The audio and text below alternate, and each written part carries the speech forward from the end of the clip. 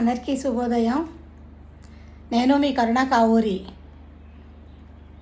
చెడు ఆలోచనలండి మనం అస్సలు మనసులోకి రానియకూడదు.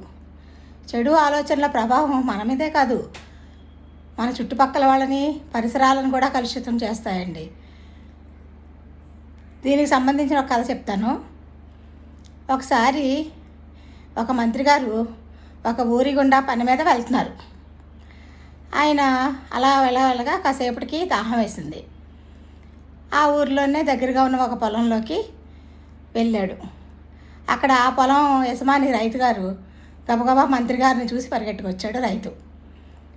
అయితే దాహంగా ఉన్న ఈ మంత్రి గారికి చక్కగా తీయటి చెరుకు రసం, తాజాగా ఉన్న చెరుకు రసం తీసుకొచ్చి, గ్లాసు నిండా చెరుకు రసం తీసుకొచ్చి ఇచ్చాడు ఆ రైతు. ఈ మంత్రి గారు చక్కగా తాగారు. అబ్బా, చాలా తీయగా ఉంది, చాలా బాగుంది చెరుకు రసం అని చాలా సంతృప్తి పడ్డాడు. ఆ చెరుకు రసం తాగిన తర్వాత మొత్తం పరికించి చూశాడు. పొలం అంతా పరికించి చూసేటప్పటికి ఏముంది, చక్కగా ఆ చెరుకు పంట ఏపుగా పెరిగి ఉంది, కన్నుల పండవగాను. వెంటనే ఆయనలో దుర్బుద్ధి పుట్టింది. అబ్బో, ఎంత బాగా పంటలు పండుతున్నాయి రైతులందరికీ, ఎంత ఏపుగా పండినవి, చాలా ఆదాయం వస్తుంది.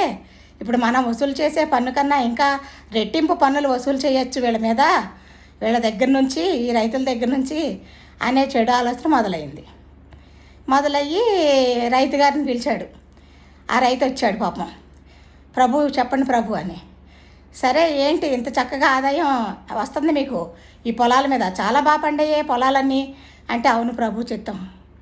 అయితే మేము వసూలు చేస్తున్నది చాలా తక్కువ పన్నులు, మీకు వచ్చే ఆదాయం ఎక్కువ, మేము వసూలు చేసే తక్కువ అయిపోయింది. ఇంకా ఎక్కువ పన్నులు వసూలు చేస్తే బాగుంటుందని అనుకుంటున్నాను అని. సరే కానీ ఇంకొక గ్లాసు చెరుకు రసం పట్టరా అన్నారు మంత్రి గారు. గబగబా రైతు వెళ్ళి ఇంకో గ్లాస్ నిండా చెరుకు రసం తీసుకొచ్చి ఇచ్చారు. ఇస్తే మంత్రి గారు తాగారు. ఈసారి బాలే. అబ్బే, ఏంటి ఈ చెరుకు రసం ఇలా ఉందేంటి, బాగాలేదు, ఇందాక చాలా తీయగా ఉంది, ఇప్పుడు ఇలా ఉంది ఏంటని మనసులో అనుకుని పైకి అడిగేశాడు రైతుని. ఏమయ్యా, ఇందాక నువ్వు ఇచ్చిన గ్లాసు చెరుకు రసం చాలా తీయగా ఉంది, ఇప్పుడు అదే రసం కదా మళ్ళీ అలాంటిదేగా తీసుకొచ్చి ఇచ్చావు, మరి ఎలా ఉందండి చేదుగా అంటే, అప్పుడు రైతు అంటాడు, ప్రభు క్షమించండి నేను ఇలా అంటున్నానని. ఇందాక మీరు తాగినప్పుడు మీ మైండ్ స్వచ్ఛంగా ఉంది, తాగారు, దాని రుచి కూడా చాలా స్వచ్ఛంగా తీయగా ఉంది. ఆ తర్వాత అది తాగిన తర్వాత మీ మైండ్లోకి చాలా చెడు ఆలోచనలు వచ్చాయి, దుర్బుద్ధి పుట్టింది మా పొలం అంతా చూసి.